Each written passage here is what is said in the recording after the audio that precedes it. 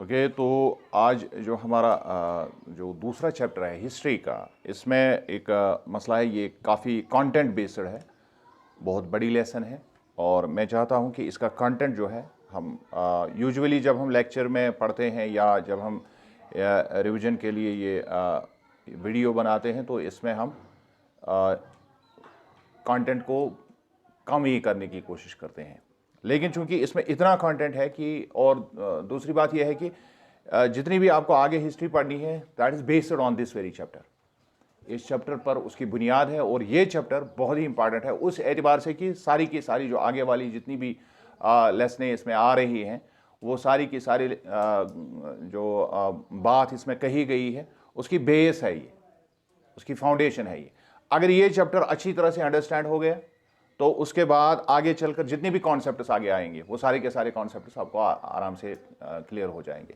हम कोशिश करेंगे इसको बिटवीन द लाइन्स पढ़ने की। मतलब मैं ये नहीं कहता हूँ कि किताब पर मतलब हम एक एक करके एक एक लाइन को पढ़ेंगे, लेकिन ज़्यादातर कंटेंट को मैंने एक ख़ास तरीके से इसको जो है रखा है, और मैं कोशिश करूँगा उसको उसी हिसाब से जो है हम कोशिश करेंगे इसको एक्सप्लेन करने की।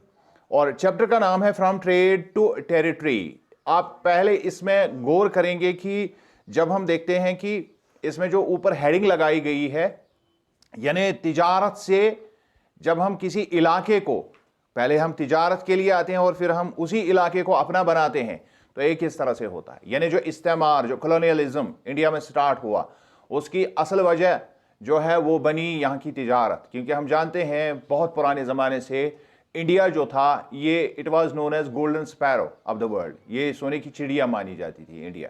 इसमें बहुत ज़्यादा जो उस ज़माने के हिसाब से, जब हम मिडीवल टाइम्स का या एंशिएंट टाइम्स का वो हिस्ट्री लेते हैं, उस हिसाब से बहुत ज़्यादा ये अहम था तिजारत के मामले में। और यहाँ पर वो मसाला जात और चंद एक ऐसी लग्जरियस आइटम्स जिनकी डिमांड पूरी दुनिया में पाई जाती थी। इस वजह से सारे के सारे दुनिया जहाँ कहीं भी था, उन्होंने कोशिश की कि वो इंडिया की तरफ जो है अपना राबिता बढ़ाएं, और यहाँ आने के लिए उन्होंने काफ़ी तगदव की, और बहुत सारे लोग इसमें कामयाब भी हो गए। और हम जानते हैं कि बहुत पहले से यहाँ अरब मर्चेंट जो थे वो आते थे, केरला के कोस्ट पर वो आते थे और वहाँ पर तिजारत करते थे बहुत पुराने ज़माने में। It is a talk of 7th century, जब हम 7वीं सदी की बात करते हैं। और ये जो हम अब पढ़ने जा रहे हैं, ये it is the 17th century. ये हम 17वीं सदी की बात कर रहे हैं, और फिर 18वीं सदी में हम देख रहे हैं कि पूरा इंडिया जो है वो अंग्रेज़ों के तसल्लुत में आ गए। और उसकी बुनियादी वजह जो थी, वो वजह बनी that is actually the trade, यहाँ की तिजारत। और अब जब आप सब हेडिंग इसकी देखते हैं, मैं इसको क्लियर क्यों, पॉइंट बाय पॉइंट क्यों क्लियर कर रहा हूं, जब आप सब हेडिंग इसमें देखते हैं तो वहां लिखा हुआ द कंपनी एस्टैब्लिशेस पावर। जो कंपनी यहां आई, इस कंपनी को पहले भी आपने इसको लेसन में समझा, जो ईस्ट इंडिया कंपनी यहां आई, उसने यहां पर पहले तिजारत शुरू की। हालांकि ईस्ट इंडिया कंपनी के साथ भी और भी बहुत सारी कंपनियां, डच थे यहां, पोर्चुगीज थे, या इसके अलावा जो फ्रेंच जो थे वो भी यहाँ तिजारत के लिए आए थे, तिजारत की गर्ज से। आगे चलकर हम उसकी बात करेंगे। लेकिन जो ईस्ट इंडिया कंपनी यहाँ आई थी, ये उसकी बात है। कंपनी एस्टैब्लिशेस पावर, ये ईस्ट इंडिया कंपनी की बात है यहाँ पर। सो लेट अस सी ईस्ट इंडिया कंपनी से हम शुरू करेंगे। हालांकि लेसन में औरंगजेब का जब टाइम आएगा तो उसको हम डिस्कस करेंगे। पहले हम जाएंगे ईस्ट इंडिया कंपनी, क्योंकि ये इंपॉर्टेंट है इसमें, क्योंकि यहां ट्रेड टू टेरिटरी जो है ये इंपॉर्टेंट इसमें है। सो फार एज जब आप रिवीजन करेंगे तो उस हिसाब से हम इसको पढ़ने की कोशिश करेंगे। ईस्ट इंडिया कंपनी जो है, जब 16th सेंचुरी जब एंड को पहुंची, यानी 16वीं सदी, 1600 AD में क्वीन एलिजाबेथ जो उस वक्त रूलर थी इंग्लैंड की, उसने एक चार्टर जो है मुतय्यन किया, और उसके तहत ईस्ट इंडिया कंपनी जो है उसको पूरे के पूरी अथॉरिटी दे दी कि वो सारे के सारे जितने भी हिंदुस्तान के इलाके हैं, वहां पर सिर्फ इंडिया में नहीं बल्कि पूरे ईस्ट में जो भी तिजारत वहां पर अंग्रेजों की हो रही है, उसके सारे राइट्स ईस्ट इंडिया कंपनी को दिए गए। इस बात को आप दिमाग में रखें। इसी वजह से इसको ईस्ट इंडिया कंपनी कहा जाता है।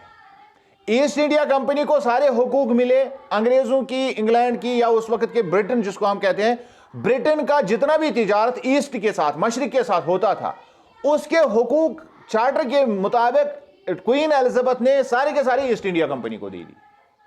अब कोई और कंपनी उसमें नहीं थी, ये कंपनी प्राइवेट थी, एक तरह से जिसको हम जॉइंट सेक्टर कहते हैं। ये गवर्नमेंट के अंडर थी, लेकिन थी एक प्राइवेट कंपनी। और उसके बाद इस सारे ईस्ट को बैन किया गया। जितनी भी बाकी इंग्लिश ट्रेडिंग कंपनीज थी उनको वहां पर जाने से रोक दिया गया, ताकि वहां कंपटीशन ना रहे, ईस्ट में कोई कंपटीशन इस कंपनी का ना रहे। क्योंकि उस जमाने में जो कॉम्पिटिटिव जो राइवलरीज बनती थी ट्रेड में, तो उससे हम जानते हैं जब कंपटीशन मार्केट में होता है, बाजार में कंपटीशन होता है, तो चीज जो है वो सस्ती नहीं महंगी मिलती है, और अगर कंपटीशन नहीं होगा तो चीजें सस्ती मिलती है। In those days, mercantile trading companies made profit mainly by excluding competition. और उस जमाने में एक ही तरीका था कि किस तरह से ज्यादा जो है, जिसको हम कहते हैं कि नफा कमाना, उसका एक ही तरीका था कि किसी दूसरी कंपनी को मार्केट से बाहर कर देना, उसको बाहर का रास्ता दिखा देना, और सारे के सारे जितनी भी उस मार्केट पर जो हेजिमनी एक तरह की है उसको कायम कर देना। Lack of competition enabled them to buy cheap and sell dear. जब कंपनी को कोई दूसरा कोई तगड़ा जवाब मिलता ही नहीं है मार्केट में, उसको दूसरा वहां पर कोई कंपटीशन देने वाला ही नहीं है, तो वो सस्ता खरीदते थे, महंगा बेचते थे आराम से। लेकिन अगर कंपटीशन होता तो क्या होता, उनको महंगा मिलता, चीजों की जो है महंगाई बढ़ती, कंपटीशन बढ़ता।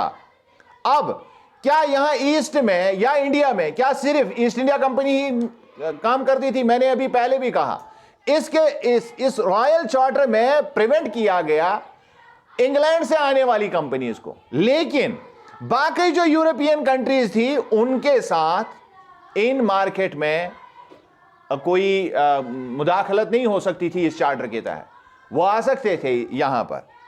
सो it is important to mention, जब हम यहां देखते हैं कि इससे पहले ही जो एक पोर्चुगीज सेलर जो था जिसका नाम था वास्को डा गामा, तो ये वास्को डा गामा जो है, ये असल में जब हम इसको फ्रेंच लैंग्वेज में पढ़ते हैं, इट इज वास्को दा गामा, तो वो डी को डा नहीं पढ़ते हैं, दा पढ़ते हैं, समझ रहे हैं? तो इसकी प्रोनाउंसिएशन डिफरेंट भी हो सकती है।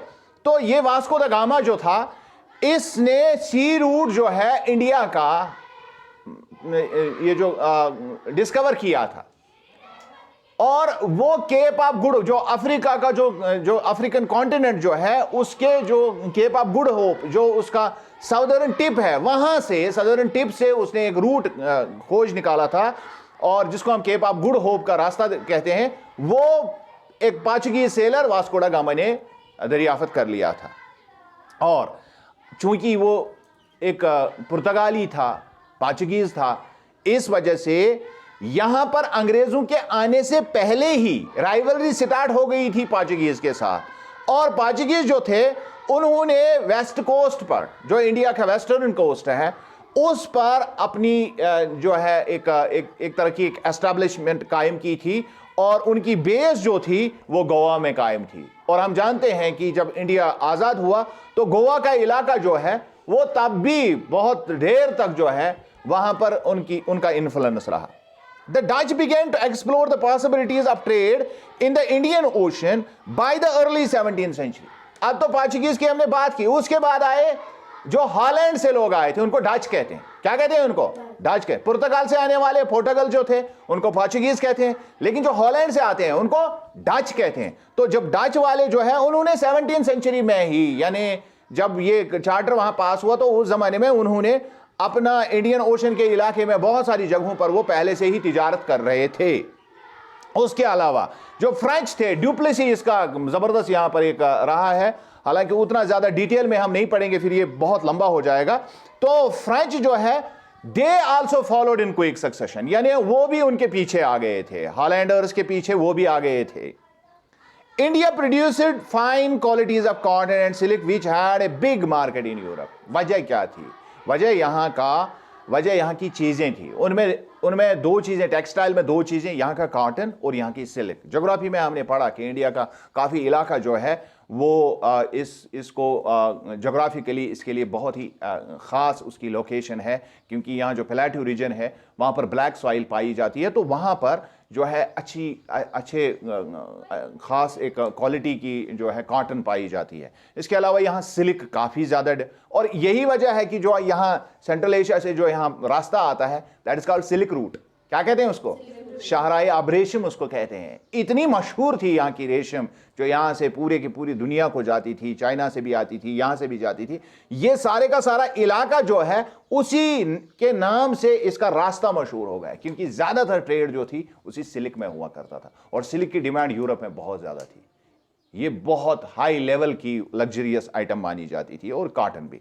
उसके अलावा और कौन सी चीज़ थी? यहाँ बहुत ज़बरदस्त स्पाइसेस, जो साउदर्न जो पेनिनसुलर एरिया जो है इंडिया का, वहाँ पर काफ़ी ज़्यादा स्पाइसेस पाए जाते हैं, मसाले जिनको हम कहते हैं।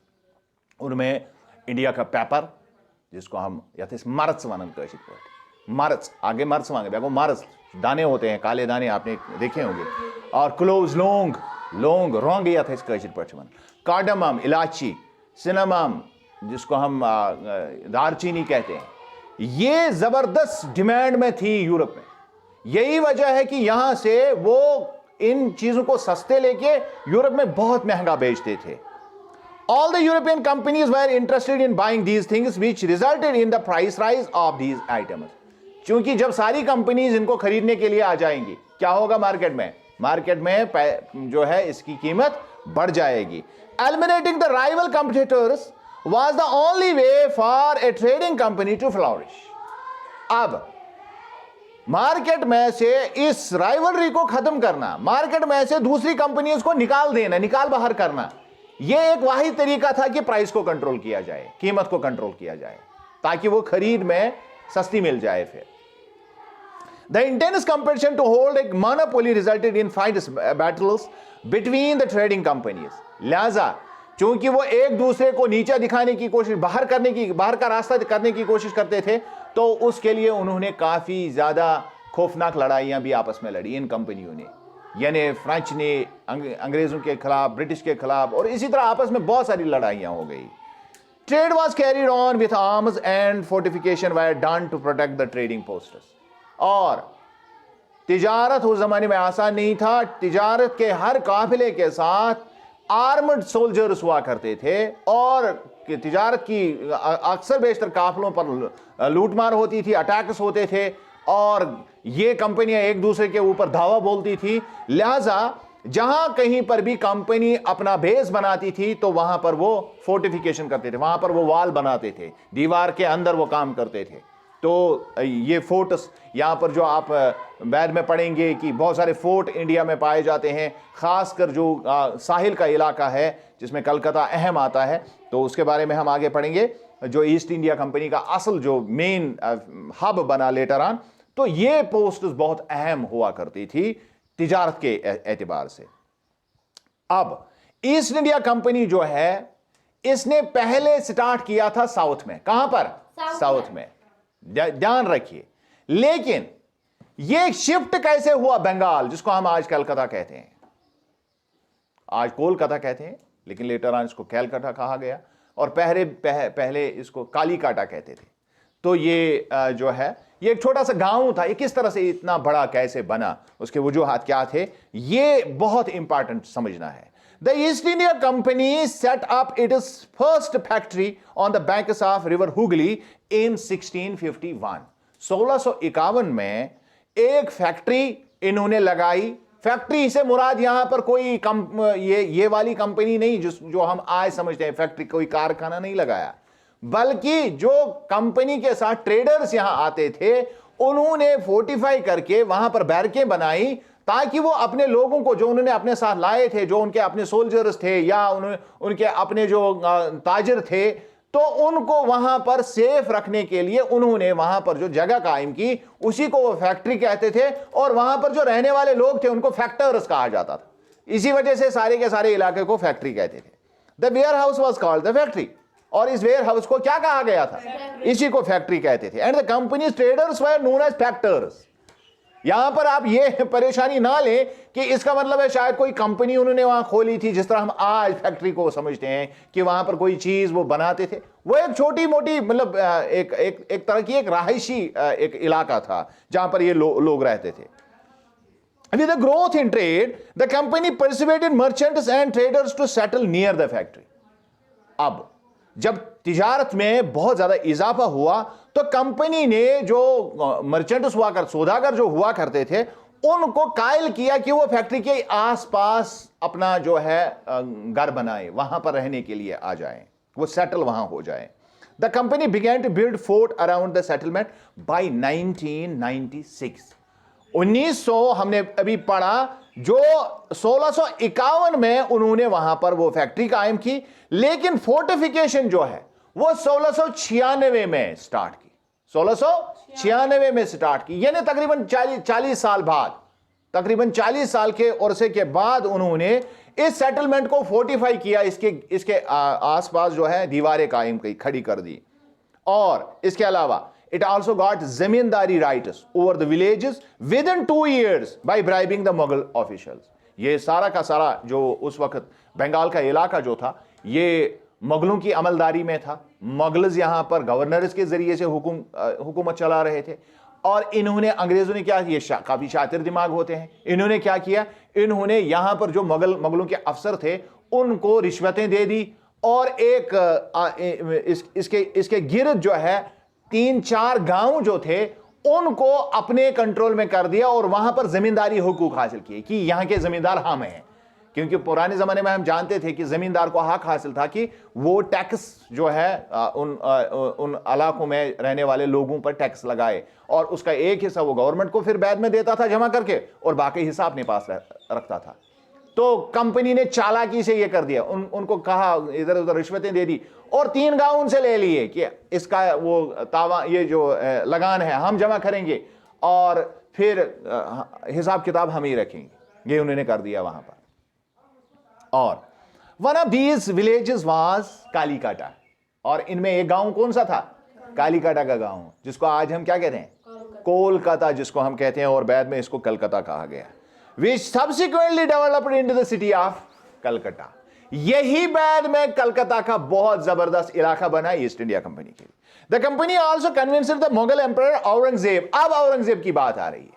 उन्होंने औरंगजेब को भी कायल कर दिया to grant the company the right to trade duty free. उन्होंने औरंगजेब को कायल किया कि आप हमें यहां तिजारत करने दे दीजिए टैक्स के बगैर, ड्यूटी फ्री आप हमें दे दीजिए। यानी बाहर के मुल्कों पर जो भी यहां कंपनी आती थी उन पर टैक्स लगाया जाता था। जितनी भी चीजें वो जितना भी कारोबार करते थे तो उस कारोबार पर टैक्स हुआ करता था और उससे एक बहुत बड़ी आमदनी आती थी। लेकिन यहां पर उन्होंने क्या किया, उन्होंने औरंगजेब को कायल कर दिया कि आप यहां हमें ड्यूटी फ्री ट्रेड करने की वो दे दीजिए, इजाजत दे दीजिए। But some of the company officials carried on private trade on the side without paying the duty. हालांकि कंपनी खुद तो ड्यूटी अदा करती थी, लेकिन कंपनी में आने वाले लोग जो थे, जो उनमें से बहुत सारे मर्चेंट्स ऐसे थे जो अपना तिजारत अलग से करते थे, साइड में करते थे। ये थे साइड बिजनेस का समझ रहे हैं। एक तो वो कंपनी के साथ तिजारत करते थे, लेकिन वो साइड में अपना बिजनेस भी यहां चमका रहे थे और उस पर कोई ड्यूटी अदा ही नहीं करते थे, क्योंकि उसका कोई रिकॉर्ड ही नहीं होता था। तो वो ऐसे ही खरीदते थे, बेचते थे, तो इस तरह से पैसा कमाते थे। This caused enormous loss of revenue for Bengal. और इस तरह से बंगाल में जो लगान जो है इसमें काफी खसारा आ गया। अब चूंकि बहुत सारे अब नई नई डेवलपमेंट्स हो रही थी और जब बादशाह देखते हैं कि मनमानियां हो रही है तो इट लीड्स टू कॉन्फ्लिक्ट्स, इससे परेशानी होती है, इससे तजाद आपस में होता है। So how trade led to battles. अब ये सवाल पैदा होता है कि तिजारत तो हो गई, ये तिजारत से टेरिटरी में कैसे तब्दील हो गया? अब इलाके किस तरह से उनके हाथ में आ गए? क्योंकि जब तिजारत में राइवलरी हो जाती है, तिजारत में जब आपको उस तरह से तिजारत करने की फैसिलिटीज नहीं मिलती है तो आप साजिशें करना शुरू कर देते हैं।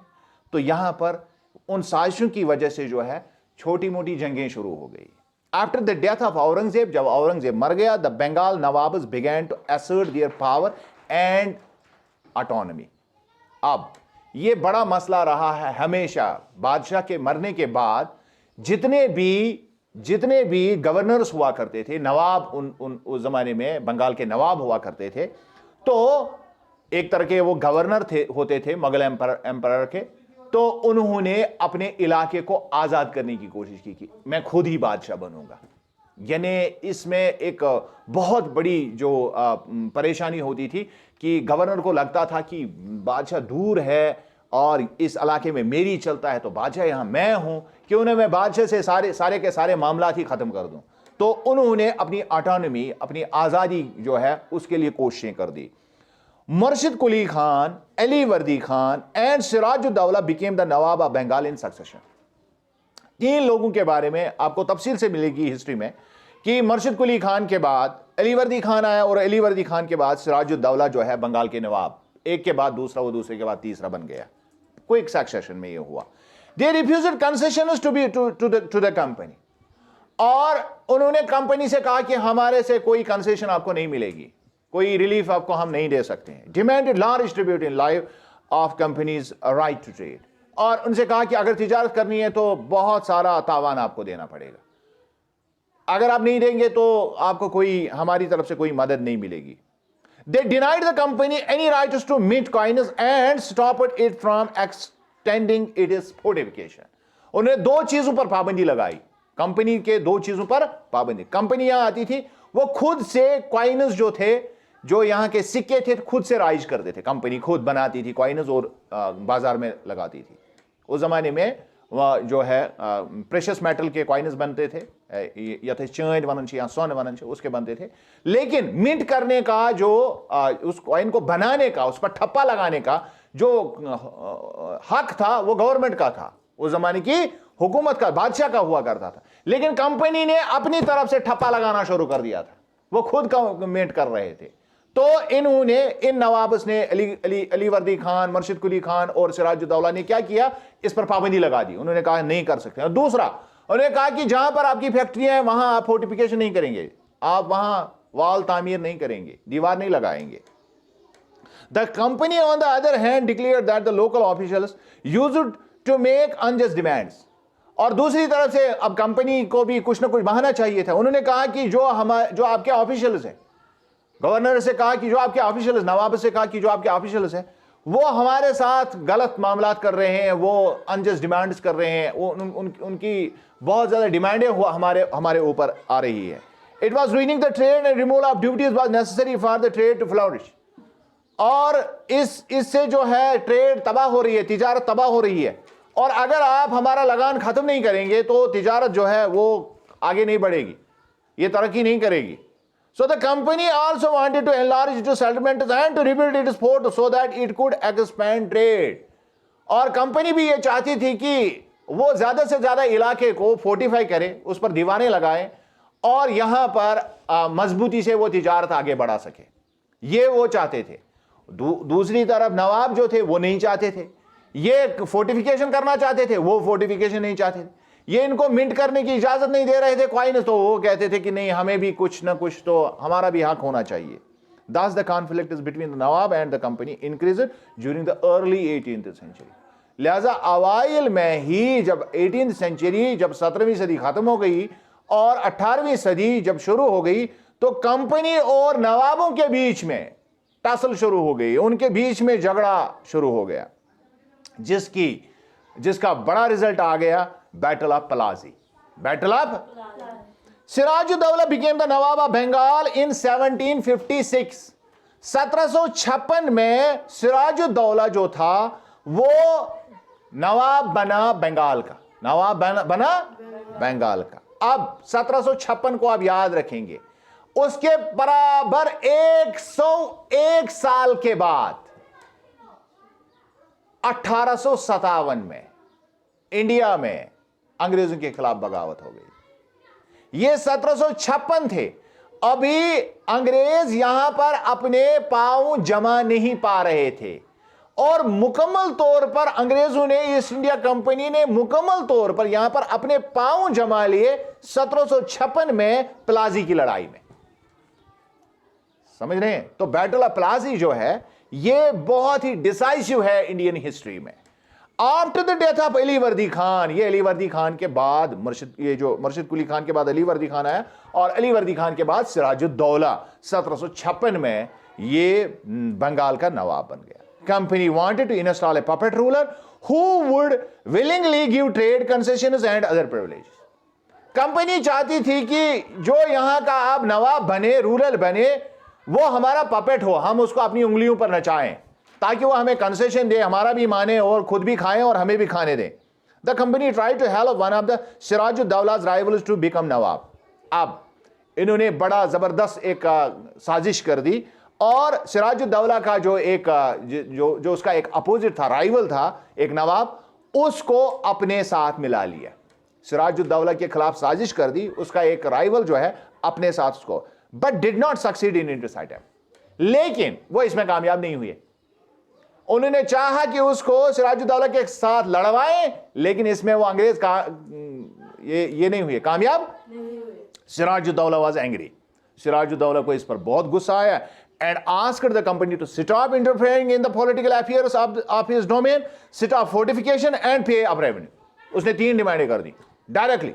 उसने कहा, एक बात, आप हमारे सियासी मामलात में मुदाखलत बंद करें, पहली बात। दूसरी बात, कोई फोर्टिफिकेशन आप नहीं होगी। तीसरी बात, फटाफट अपना लगान जो है फटाफट नवाब को दे दें, वरना यहां बिस्तरा गोल करें। Once the negotiations failed, the Nawab marched with 30,000 soldiers to English factory at Qasim Bazaar. अब जब आपस में उनकी जो शराइत आपस में लगे जो वो चाहते थे, ये शराइत वो मान जाएं, ये इस पर जो नेगोशिएशन जो इसमें बातचीत जो थी ये फेल हो गई। तो अब सिराजुद्दौला ने क्या किया, उसने 30,000 फौजों को साथ लेके ईस्ट इंडिया कंपनी की जो फैक्ट्री वहां कासिम बाजार में थी उस पर दावा बोल दिया। Company officials were captured, the warehouse was locked and Englishman were disarmed. तो यहां पर उन्होंने इस फैक्ट्री को अपने कब्जे में लिया और वेयर हाउस को बंद कर दिया गया, ताला लगा दिया गया और सारे अंग्रेज अफसरों को डिसआर्म किया गया, उनसे हथियार छीन लिए गए और and the English ships wire blockade. और जो यहां से जहाज जाने वाले थे वहां तो उनको ब्लॉकेड कर दिया गया, उनको रोक दिया गया, वहां पर ही रखा गया। After that the nawab march to Calcutta to establish control over the companies fort. उसके बाद नवाब ने अब कलकत्ता का रुख कर दिया, जहां पर असल कंपनी का फोर्ट था, तो उसको कंट्रोल में करने के लिए उसने वहां का रुख कर दिया सिराजुद्दौला ने। When the news of the fall of Calcutta reached Madras, the company officials in Madras sent forces under the command of Robert Clive. अब चूंकि मद्रास, मैंने पहले ही कहा कि साउथ में इनका एक बड़ा मरकज था अंग्रेजों का, हालांकि वहां पर फ्रेंच लोग ज्यादा इंपॉर्टेंट थे, वहां ड्यूप्लेसी था, और लेकिन वहां पर एक छोटा सा क्लर्क था रॉबर्ट क्लाइव, उसके कमांड में एक कुमक भेजी गई यहां पर कलकत्ता में अंग्रेजों के लिए, क्योंकि जब उनको पता चला कि वहां पर कलकत्ता में हमारे साथ जो है सिराजुद्दौला ने हमारे साथ कांड कर दिया है, तो उन्होंने रॉबर्ट क्लाइव की कमांड में फोर्स भेजी। Reinforcement wire sent by naval fleet, और ये समंदर के जानिब से आ गया, नेवल फ्लीट लेके आ गया। After that prolonged negotiations with the Nawab followed, और उसके बाद काफी ज्यादा आपस में वो गोरखोज हो गया, नेगोशिएशंस, बातचीत शुरू हो गई। Finally, Robert Clive led the company's army against Sirajuddaulah at Plassey in 1757। और फिर 1757 में प्लासी में क्या हुआ कि सिराजुद्दौला पर चढ़ दौड़ा रॉबर्ट क्लाइव, उसने उस पर अटैक कर दिया। सिराजुद्दौला वाज डिफीटेड, और इससे क्या हुआ, सिराजुद्दौला को क्या हुआ, वो डिफीट में उसको डिफीट लग गई, उसको वो जंग में हार गया in the battle of Plassey. But this could be possible because of the support of Mir Jafar. ये मुमकिन नहीं था सिराजुद्दौला को हराना, रॉबर्ट क्लाइव ऐसा नहीं कर सकता था। पता है उसने कैसे किया, साजिश करके किया। पहले भी उन्होंने साजिश करनी चाहिए थी सिराजुद्दौला के खिलाफ, कामयाब नहीं हुए। अब के बार उन्होंने मीर जाफर को अपने साथ मिला लिया। मीर जाफर कौन था, यह आर्मी का कमांडर था सिराजुद्दौला का, समझ रहे हैं, उसको अपने साथ मिला लिया। had managed to secure. Mir Jafar was promised that he would be made the nawab after Sirajuddaula, उसको लालच दे दी गई थी अंग्रेजों की तरफ से कि जब सिराजुद्दौला का हम खात्मा करेंगे तो आपको हम नवाब बनाएंगे, आपको हम बड़ी साजिश कर दी थी। The company was still unwilling to take the responsibility of administration. इसका क्या मकसद था? वो मीर जाफर को वाकई बनाना चाहते थे या कोई और वजह थी? इसकी वजह यह थी कि अंग्रेज चाहते थे कि इलाका उनके कंट्रोल जेर तसल्लुत रहे, लेकिन एडमिनिस्ट्रेशन का मसला वो अपने सिर में ले नहीं, दर्द सर नहीं लेना चाहते थे, क्योंकि वो ताजिर थे, तिजारत करना चाहते थे, नफा कमाना चाहते थे, एडमिनिस्ट्रेशन का जाए बाढ़ में। इस वजह से उनको पपेट चाहिए था, उनको चाहिए था कोई शख्स लोड़ी दस्तार या कशीर पढ़वाना, तो उनको मीर जाफर मिल गया, वरना वो चाहते तो वहां पर अपना एडमिनिस्ट्रेटर उसी वक्त कायम कर देते। लेकिन उस जमाने में फैक्ट्री में जो फैक्टर्स काम करने वाले जो लोग थे, जो वहां पर ताजिर लोग रहते थे, उनका मेंटल सेटअप जो था वो ताजराना था, वो सियासत वाला जहन उनका नहीं था, वो सियासत नहीं चाहते थे, न जानते थे, वो तिजारत समझते थे, और वो समझते थे कि तिजारत कैसे बढ़ेगी, फलेगी फूलेगी। वो नहीं चाहते थे कि इस पंगे में पड़ेंगे कि अब एडमिनिस्ट्रेशन, अब लोगों का सुनना है, फलानी जगह वो कर दीजिए, यहां ये कर दीजिए, यहां वो हमारी ये डिमांड है। वो इस पंगे में बैठना ही नहीं चाहते थे। So expansion of trade was it is prime objective. वो चाहते थे कि तिजारत बढ़े, उनको एडमिनिस्ट्रेशन के साथ कोई गर्ज नहीं थी। It preferred to expand trade by taking help from local rulers. लिहाजा उन्होंने यही बात उनको अच्छी लगी, और यह बात सही भी थी तिजारत के एतबार से, कि लोकल रूलर से मदद ली जाए और खुद मजे से पैसा इठा जाए, पैसा जमा कर दिया जाए तिजारत के जरिए से और बाकी तरीकों से, क्योंकि वो ब्राइबरी भी बहुत करते थे। Who could be amiable to its ambitions, और ये असल में उनका मकसद इसी से हासिल हो सकता था, क्योंकि वो चाहते थे कि ज्यादा से ज्यादा पैसा कमाएं। But even the puppet nawabs were not always as helpful as the company wanted. लेकिन हम जानते हैं कि नवाबों की भी अपनी मजबूरियां थी, वो भी उतना पपेट नहीं बनना चाहते थे जितना अंग्रेज उनको बनवाना चाहते थे। उन्होंने भी उतनी मदद कभी कभार नहीं की जितना अंग्रेज उनसे तवक्को रखते थे। So in order to command some respect from their subjects, the nawab had to maintain some semblance of dignity. दूसरी तरफ जो नवाब वहां बन रहे थे, उनको अपने अवाम को भी मुंह दिखाना था, उनके सामने वो ऐसा लगे कि उनके पास भी कुछ ना कुछ कमांड है, वो गुलाम तो नहीं है अंग्रेजों के, ये दिखना नहीं चाहिए, क्योंकि वो दिखाना चाहते थे अपने अवाम को, ये दिखाना चाहते थे कि असल हुक्मरान हम हैं। इस वजह से उनकी अपनी सॉवरेंटी जब दांव पर लगती थी तो वो अंग्रेजों का ज्यादा नहीं मानते थे। When Mir Jafar started to show his assertion, he was disposed and Mir Qasim was installed in his place. अब मीर जाफर को लगा कि अंग्रेजों की गुलामी मैंने बहुत की, अब उसने थोड़ा सा सिर उठाना शुरू कर दिया, तो अंग्रेजों ने क्या किया, उसके खिलाफ साजिश, क्योंकि वो पहले खुद साजिश का हिस्सा बना था मीर जाफर सिराजुद्दौला के खिलाफ, अब उसके खिलाफ साजिश कर दी। अब मीर कासिम को उन्होंने इंस्टॉल किया, उन्होंने मीर कासिम को बनाया और उसको उतार दिया, मीर जाफर को उतार दिया। When Mir Qasim began to complain, he was defeated at the Battle of Buxar. उसके बाद बक्सर की लड़ाई हो गई, जब मीर कासिम ने सिर उठाया किनके खिलाफ, नवाब उसको किन्होंने बनाया था, अंग्रेजों ने बनाया था।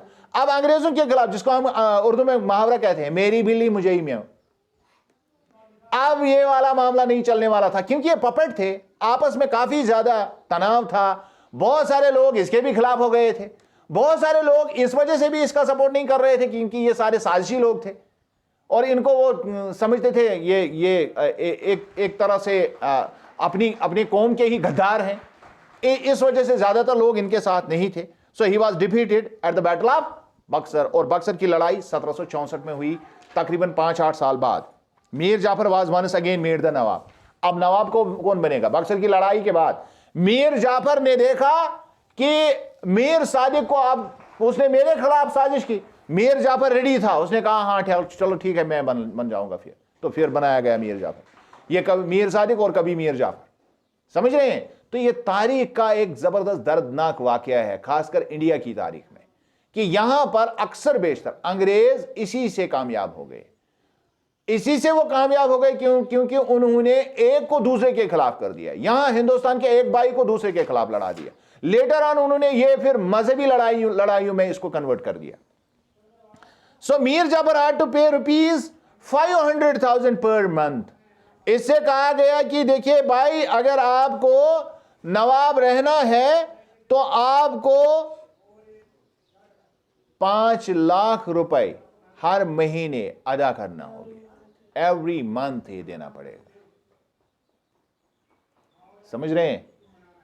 ये गुलामी बड़ी खतरनाक चीज होती है, पिसवाती है। But the company wanted more money to finance its wars. अब ये तो तय हुआ कि इतना पैसा देगा, लेकिन कंपनी को और ज्यादा पैसा चाहिए था, क्योंकि अब आगे होने वाले छोटी मोटी जंगें उनके पास थी, और साउथ में भी उनकी लड़ाई हो रही थी फ्रांस से।